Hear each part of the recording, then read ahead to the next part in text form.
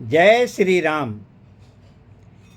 यस्यांके च बिभाति भूधरसुता देवापगा मस्तके भाले बाल विधुरगले च गर्लं यस्योरसि व्यालराट सो अयं भूति विभूषणः सुरवरः सर्वाधिपः सर्वदा सर्वः सर्वगतः शिवः शशिनिभः श्रीशंकरः पातु मां प्रसन्नता यानगताभिषेक त अस्तथान मम्मले वनवास दुःखतः मुखाम्बुज श्री रघुनंदनस्य मे सदा अस्तु सा मंजुल मंगल प्रदा नीलाम्बुज श्यामल कोमलांगं सीता समारोपित वाम भागं पानौ महासायक चारुचापं नमामि रामं रघुवंशनाथं। सियापति रामचंद्र की जय। रामचरितमानस में हम लोगों ने पीछे पाठ में पढ़ा कि महर्षि नारद भगवान विष्णु से काफ़ी गुस्से हैं और वो मिल गए हैं उनको। और देखिए कि अब नारद जी उनसे क्या कहते हैं, अपने गुस्से का इजहार वो कैसे करते हैं और विष्णु भगवान उनके साथ कैसा व्यवहार करते हैं। ये हम लोगों को श्री रामचरितमानस में आगे आज हम की कथा में हम पढ़ने जा रहे हैं। जय श्री राम। मंगल भवन अमंगल हारे दरबहु सुदशरथ अजिर बिहारी असुर सुर बिस शंकर ही आप रमा मनिचार स्वार्थ साधक कुटिल तुम सदा कपट व्यवहार। सियापति रामचंद्र की जय। असुरों को मदिरा और शिव जी को विष देकर तुमने स्वयं लक्ष्मी और सुंदर कौस्तुभ मणि ले ली। तुम बड़े धोखेबाज और मतलबी हो, सदा कपट का व्यवहार करते हो। ये महर्षि नारद गुस्से में भगवान विष्णु को कह रहे हैं। परम स्वतंत्र न सिर पर कोई भावई मन ही करहु तुम सोई। भले ही मंद मंदे ही भल करहु विषमय हरख नहीं एक कछु धरहु। तुम परम स्वतंत्र हो, सिर पर तो कोई है नहीं। इससे जब जो मन को भाता है स्वच्छंदता से वही करते हो। भले को बुरा और बुरे को भला कर देते हो। हृदय में हर्ष विषाद कुछ भी नहीं लाते। डहकी परिचय हो सब काहु अति असंक मन सदा उछाहु। करम शुभाशुभ तुम्हि न बाधा अब लगी तुम्हि न काहू साधा। सबको ठग ठग कर परख गए हो और अत्यंत निडर हो गए हो। इससे ठगने के काम में मन में सदा उत्साह रहता है। शुभ अशुभ कर्म तुम्हें बाधा नहीं देते। अब तक तुमको किसी ने ठीक नहीं किया था। भले भवन अब बायन दिन्हा पावहु गे फल आपन किन्हा। बंचहु मोहि जवनी धरि देहा सोई तनु धरहु श्राप मम एहा। अब कि तुमने अच्छे घर बना दिया है, मेरे जैसे जबरदस्त आदमी से छेड़खानी की है, अतः अपने किए का फल अवश्य पाओगे। जिस शरीर को धारण करके तुमने मुझे ठगा है, तुम भी वही शरीर धारण करो, यह मेरा श्राप है। महर्षि नारद ने भगवान विष्णु को श्राप दे दिया कि जिस तरह से मनुष्य रूप धारण करके तुम हमारे साथ छल किए, वही मनुष्य रूप तुम्हें अब धारण करना पड़ेगा। कपि आकीर्ति तुम किन्हीं हमारी करियहि कीस सहाय तुम्हारी।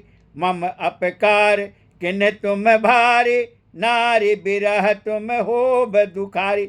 तुमने हमारा रूप बंदर का सा बना दिया था, इससे बंदर ही तुम्हारी अब सहायता करेंगे।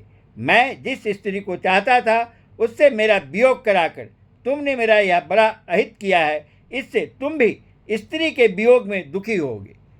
माता पार्वती ने प्रभु शिव से पूछा था कि महर्षि नारद तो भगवान विष्णु के खास भक्त हैं, फिर उन्होंने क्यों श्राप दिया।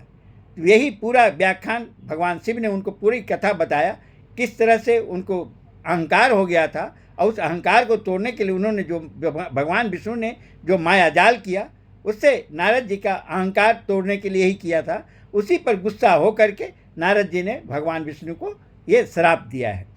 मंगल भवन अमंगल हारे दरबहु सुदशरथ अजिर बिहारी। श्राप शेष धरि हर किए प्रभु बहु विनती किन। निज माया कई प्रबलता करस कृपा निधि लिन्न सियापति रामचंद्र की जय। श्राप को सिर पर चढ़ाकर हृदय में हर्षित होते हुए प्रभु ने नारद जी से बहुत विनती की और कृपा निधान भगवान ने अपनी माया की प्रबलता खींच ली। जब हरि माया दूर निवारे, नहीं तह रमान राजकुमारी। तब मुनि अति सभित हरि चरना, गहे पाहि प्रणता रति हरना। जब भगवान ने अपनी माया को हटा लिया तब वहाँ न लक्ष्मी ही रह गई न राजकुमारी ही। तब मुनि ने अत्यंत भयभीत होकर श्री हरि के चरण पकड़ लिए और कहा, हे शरणागत के दुखों के हरने वाले, मेरी रक्षा कीजिए। मृषा हो मम श्राप कृपाला, मम इच्छा कह दीन दयाला। मैं दुर्वचन कहे बहु तेरे, कह मुनि पाप मिटी किमि मेरे। हे कृपालु, मेरा श्राप मिथ्या हो जाए। तब दीनों पर दया करने वाले भगवान ने कहा कि यह सब मेरी ही इच्छा से हुआ है। मुनि ने कहा, मैंने आपको अनेक खोटे वचन कहे हैं, मेरे पाप कैसे मिटेंगे। जपहु जाई शंकर सतनामा, हो यही हृदय तुरत विश्रामा। को नहीं शिव समान प्रिय मोरे, असे परतिथि तजहु जनि बोरे। भगवान ने कहा, जाकर शंकर जी के सतनाम का जप करो, इससे हृदय में तुरंत शांति होगी। शिव जी के समान मुझे कोई प्रिय नहीं है, इस विश्वास को भूलकर ही न छोड़ना। भगवान विष्णु ने उन्हें बताया कि जो आपने गलत कुछ भी किया है मेरे साथ, इसकी प्रायश्चित के लिए आप शिव जी का सतनाम का जप करें, इससे आपको इस श्राप से मुक्ति मिल जाएगी। जहि पर कृपा न करहि पुरारी, सो न पाव मुनि भगति हमारी। अस उर धरे महि बिचरहु जाई, अब न तुम्हि माया नियराई। हे मुनि पुरारी शिव जी जिस पर कृपा नहीं करते वह मेरी भक्ति नहीं पाता। हृदय में ऐसा निश्चय करके जाकर पृथ्वी पर विचरो, अब मेरी माया तुम्हारे निकट नहीं आएगी। मंगल भवन अमंगल हारी, धरबहु सुदशरथ अजिर बिहारी। बहु विधि मुनि प्रबोधि प्रभु, तब भय अंतर्धान। सत्यलोक नारद चले, करत राम गुणगान। बहुत प्रकार से मुनि को समझा बुझाकर ढारस देकर तब प्रभु अंतर ध्यान हो गए और नारद जी श्री रामचंद्र जी के गुणों का गान करते हुए सत्यलोक ब्रह्मलोक को चले। हर गण मुनि जात पथ देखे, विगत मोह मन हरख अभिषेकी। अति सभेत नारद पहि आए, गहि पद आरत बचन सुनाए। शिव जी के गणों ने जब मुनि को मोह रहित और मन में बहुत प्रसन्न होकर मार्ग में जाते हुए देखा, तब वे अत्यंत भयभीत होकर नारद जी के पास आए और उनके चरण पकड़कर दीन वचन बोले। हर गण हम न बेप्र मुनि राया, बर अपराध किन फल पाया। श्राप अनुग्रह करहु कृपाला, बोले नारद दीन दयाला। हे मुनिराज, हम ब्राह्मण नहीं हैं, शिव जी के गण हैं। हमने बड़ा अपराध किया, इसका फल हमने पा लिया। हे कृपालु, अब श्राप दूर करने की कृपा कीजिए। दीनों पर दया करने वाले नारद जी ने कहा, निश्चर जाई हो तुम दो, वैभव विपुल तेज बल हो।